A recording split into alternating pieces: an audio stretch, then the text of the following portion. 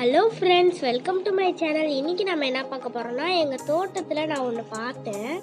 அது ஃபஸ்ட்டு நான் இலையும் குச்சியும் தான் நினச்சேன். என்னடா இது ஓடுதுன்னு பார்த்தா அது ஒரு பூச்சி. இதை பார்க்கும்போது குச்சியில் காஞ்ச இலைய ஒட்ட வச்ச மாதிரி இருந்துச்சு. ஆனால் இது குடுகுடுன்னு ஓடிச்சு. அப்புறம் தான் எனக்கு பூச்சின்னே இது தெரிஞ்சிச்சு. இதை பார்த்தோன்னா நான் வீடியோ எடுத்துட்டேன்.